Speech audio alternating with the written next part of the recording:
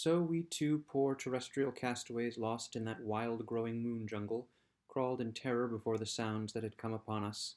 We crawled, as it seemed, a long time before we saw either selenite or mooncalf, though we heard the bellowing and gruntulous noises of these latter continually drawing nearer to us. We crawled through stony ravines, over snow slopes, amidst fungi that ripped like thin bladders at our thrust, emitting a watery humor over a perfect pavement of things like puffballs, and beneath interminable thickets of scrub. And ever more hopelessly our eyes sought for our abandoned sphere. The noise of the mooncalves would at times be a vast, flat, calf-like sound.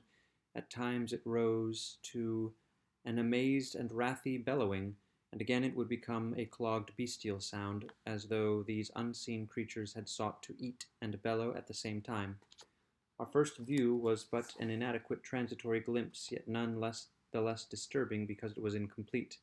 Cavour was crawling in front at the time, and he first was aware of their proximity. He stopped dead, arresting me with a single gesture. A crackling and smashing of the scrub appeared to be advancing directly upon us, and then, as we squatted close and endeavored to judge of the nearness and direction of this noise, there came a terrific bellow behind us, so close and vehement that the tops of the bayonet scrub bent before it, and one felt the breath of it hot and moist. And turning about, we saw indistinctly through a crowd of swaying seams the mooncalf's shining sides, and the long line of its back loomed out against the sky.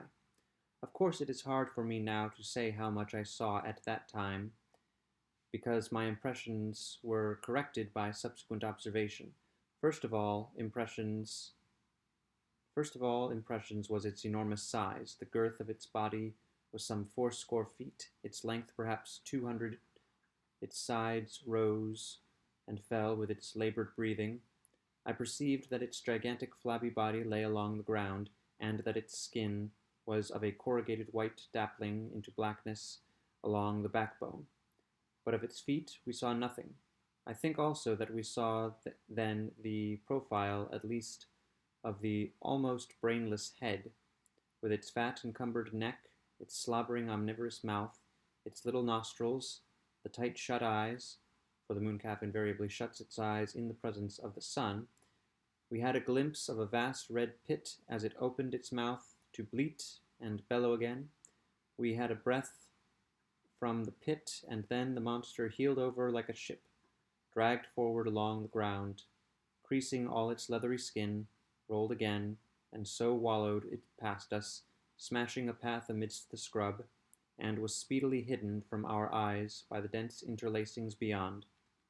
Another appeared more distantly, and then another, and then, as though he was guiding these animated lumps of provender up to their pasture, a selenite came momentarily into ken.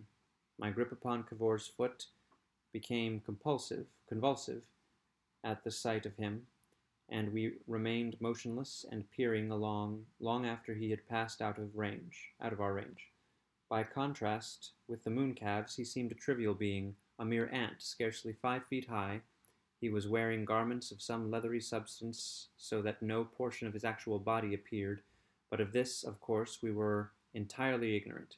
He presented himself, therefore, as a compact, bristling creature having much of the quality of a complicated insect, like with whip-like tentacles and a clanging arm projecting from his shiny cylindrical body case. The form of his head was hidden by his enormous, many-spiked helmet. We discovered afterwards that he used the spikes for prodding refractory mooncalves, and a pair of goggles of darkened glass set very much at the side gave a bird-like quality to the metallic apparatus that covered his face. His arms did not project beyond his body case, and he carried himself upon short legs that, wrapped though they were in warm coverings, seemed to our terrestrial eyes inordinately flimsy. They had very short thighs, very long shanks, and little feet. In spite of his heavy-looking clothing, he was progressing with what would be, from the terrestrial point of view, very considerable strides, and his clanging arm was busy. The quality of his motion during the instant of his passing suggested haste and a certain anger, and soon after we had lost sight of him we heard the bellow of a mooncalf change abruptly into a short, sharp squeal, followed by the scuffle of its acceleration, and gradually that bellowing receded, and then came to an end, as if the pastures sought had been attained. We listened. For a space the moon world was still, but it was some time before we resumed our crawling search for the vanished sphere. When next we saw mooncalves, they were some little distance away from us in a place of tumbled rocks. The less vertical surfaces of the rocks were thick with a speckled green plant growing in dense mossy clumps, upon which these creatures were browsing. We stopped at the edge of the reeds amidst which we were crawling at the sight of them, peering out at them and looking round for a second glimpse of a selenite. They lay against their food like stupendous slugs, huge greasy hulls, eating greedily and noisily, with a sort of sobbing avidity. They seemed monsters of mere fatness, clumsy and overwhelmed to a degree that would make a Smithfield ox seem a model of agility. Their busy, writhing, chewing mouths and eyes closed together with the appetizing sound of their munching made up an effect of animal enjoyment that was singularly stimulating to our empty frames. "Hogs," said Cavour with unusual passion. "Disgusting hogs!" And after one glare of angry envy crawled off the bushes to our right. I stayed long enough to see that the speckled plant was quite hopeless for human nourishment, then crawled after him, nibbling a quill of it between my teeth. Presently we were arrested again by the proximity of a selenite, and this time we were able to observe him more exactly. Now we could see that the selenite covering his was indeed clothing, and not a sort of crustacean integument. He was quite similar in his costume to the former one we had glimpsed, except that ends of something like wadding were protruding from his neck, and he stood on a promontory of rock and moved his head this way and that, as though he was surveying the crater. We lay quite still, fearing to attract his attention if we moved, and after a time he turned about and disappeared. We came upon another drove of mooncalves bellowing up a ravine, and then we passed over a place of sounds of beating machinery, as if some huge hall of industry came near the surface there. And while these sounds were still about us, we came to the edge of a great open space, perhaps 200 yards in diameter and perfectly level. Save for a few lichens that advanced from its margin, the space was bare, and presented a powdery surface of a dusty yellow color. We were afraid to strike out across this surface, but as it presented less obstruction to our crawling than the scrub, we went down upon it and began very circumspectly to skirt its edge.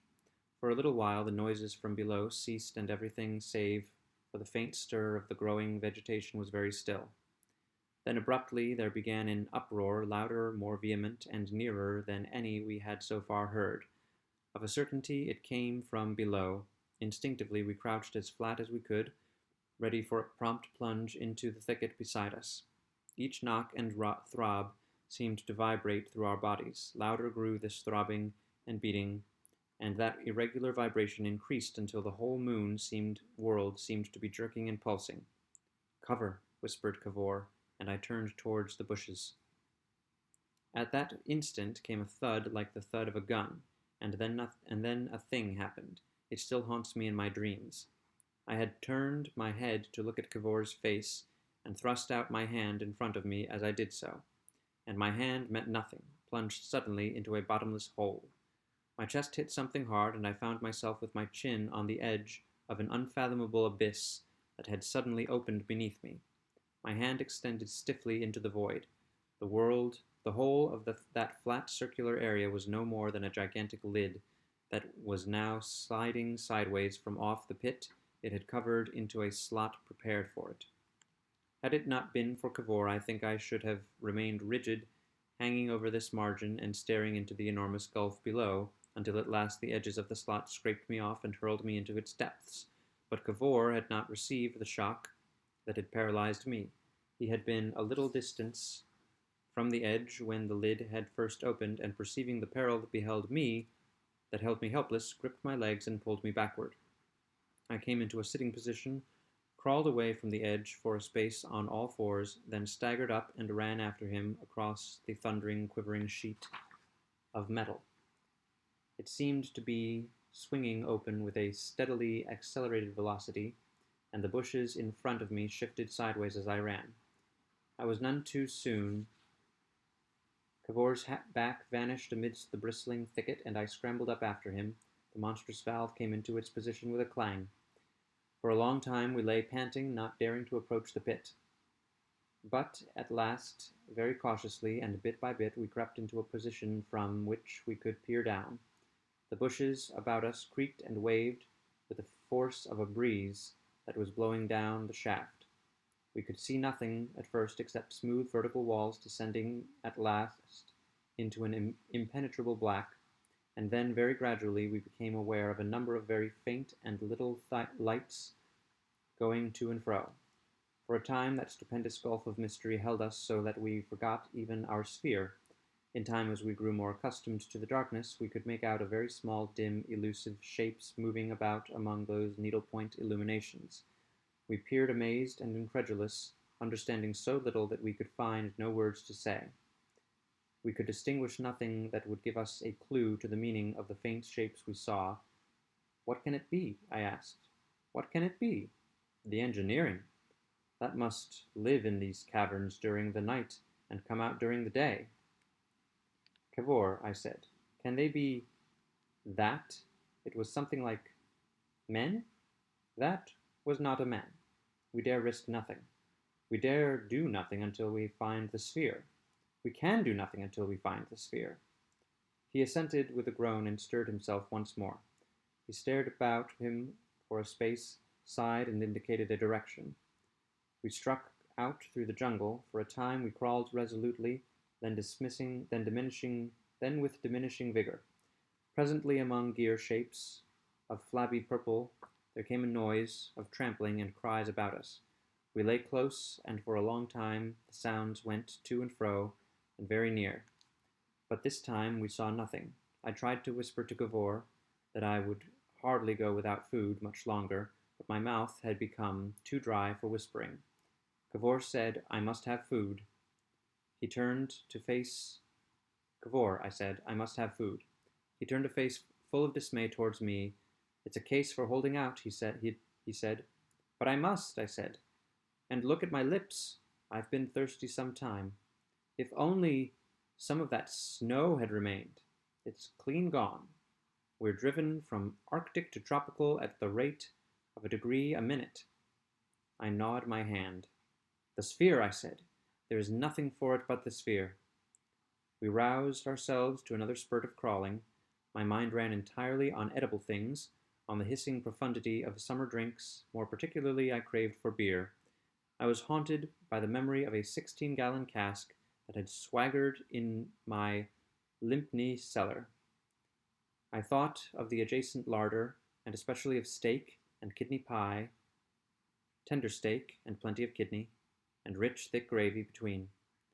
Ever and again I was seized with fits of hungry yawning. We came to flat places overgrown with fleshy red things, monstrous coralline growths. As we pushed against them, they snapped and broke. I noted the quality of the broken surfaces. The confounded stuff certainly looked like biteable texture. Then it seemed to me that it smelt rather well. I picked up a fragment and sniffed at it. "Cavor," I said in a hoarse undertone. He glanced at me with his face screwed up. "Don't," he said. I put down the fragment, and we crawled on through this tempting fleshiness for a space. "Cavor?" I asked. "Why not?" "Poison," I heard him say. He did not look round. We crawled some way before I decided. "I'll chance it," I said. He made a belated gesture to prevent me. I stuffed my mouth full. He crouched, watching my face, his own twisted into the oddest expression.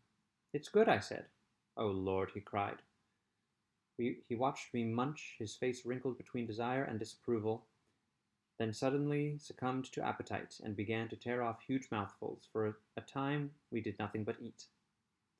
The stuff was not unlike a terrestrial mushroom, only it was much laxer in texture, and as one swallowed it, it warmed the throat. At first we experienced a mere mechanical satisfaction in eating, then our blood began to run warmer, and we tingled at the lips and fingers, and then new and slightly irrelevant ideas came bubbling up in our minds. "It's good," said I. "Infernally good. What a home for our surplus population. Our poor surplus population." And I broke off another large portion. It filled me with a curiously benevolent satisfaction that there was such good food on the moon.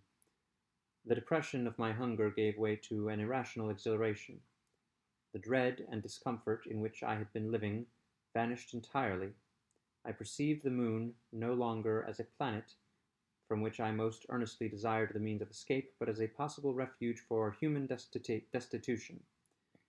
I think I forgot the Selenites, the mooncalves, the lid, and the noises completely so soon as I had eaten that fungus. Cavour replied that my third repetition of my surplus population remark with similar words of approval. I felt that my head swam, but I put this down to the stimulating effect of food after a long fast. "Excellent discovery yours, Cavour," said I. "Send only to the tato." "What do you mean?" asked Cavour. "Discovery of a moon, send only to the tato." I looked at him, shocked at his suddenly hoarse voice, and by the badness of his articulation it occurred to me in a flash that he was intoxicated, possibly by the fungus. It also occurred to me that he erred in imagining that he had discovered the moon. He had not discovered it, he had only reached it. I tried to lay my hand on his arm and explain this to him, but the issue was too subtle for his brain. It was also unexpectedly difficult to express. After a momentary attempt to understand me, I remember wondering if the fungus had made my eyes as fishy as his. He set off upon some observations on his own account. "We are," he announced, with a solemn hiccup, "the creatures what we eat and drink." He repeated this, and as I was now in one of my subtle moods, I determined to dispute it. Possibly I wandered a little from the point. But Cavour certainly did not attend at all properly. He stood up as well as he could, putting a hand on my head to steady himself, which was disrespectful, and stood staring about him, quite devoid now of any fear of the moonbeams. I tried to point out that this was dangerous for some reason that was not perfectly clear to me, but the word dangerous had somehow got mixed with indiscreet and came out rather more like injurious than either. And after an attempt to disentangle them, I resumed my argument, addressing myself principally to the unfamiliar but attentive coralline growths on either side. I felt that it was necessary to clear up this confusion between the moon and a potato at once. I wandered into a long parenthesis on the importance of precision of definition in argument. I did my best to ignore the fact that my bodily sensations were no longer agreeable. In some way that I have now forgotten, my mind was led back to projects of colonization. "We must annex this moon," I said. "There must be no shilly-shally. This is part of the white man's burthen. Cavour, we are satraps. N'empire. Caesar never dreamt. Been all the newspapers. Cavouricia, Bedfordicia. Limited mean unlimited, practically." Certainly I was intoxicated. I embarked upon an argument to show the infinite benefits of our arrival would confer on the moon. I involved myself in a rather difficult proof that the arrival of Columbus was, on the whole, beneficial to America. I found I had forgotten the line of argument I had intended to pursue, and continued to repeat "similar to Columbus" to fill up time. From that point, my memory of the action of that abominable fungus becomes confused. I remember vaguely that we declared our intention of standing no nonsense from any confounded insects, but we decided it ill became men to hide shamefully upon a mere satellite, that we equipped ourselves with huge armfuls of the fungus, whether for missile purposes or not, I do not know, and heedless of the stabs of the bayonet scrub, we started forth into the sunshine. Almost immediately we must have come upon the Selenites. There were 6 of them, and they were marching in single file over a rocky place, making the most remarkable piping and whining sounds. They all seemed to become aware of us at once. All instantly became silent and motionless like animals, with their faces turned towards us. For a moment I was sobered. "Insects," murmured Cavour, "insects, and they think I'm going to crawl about on my stomach, on my vertebrated stomach." "Stomach," he repeated slowly, as though he chewed the indignity. Then suddenly, with a shout of fury, he made 3 vast strides and leapt towards them. He leapt badly. He made a series of somersaults in the air, whirled right over them, and vanished with an enormous splash amidst the cactus bladders.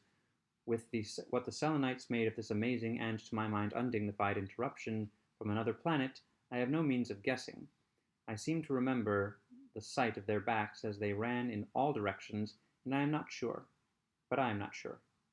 All these last incidents became oblivion. Before oblivion came are vague and faint in my mind. I know I made a step to follow Cavour and tripped and fell headlong among the rocks. I was, I am certain, suddenly and vehemently ill. I seem to remember a violent struggle and being gripped by metallic clasps. My next clear recollection is that we were prisoners, at we knew not what depth beneath the moon's surface. We were in darkness amidst strange, distracting noises. Our bodies were covered with scratches and bruises, and our heads racked with pain.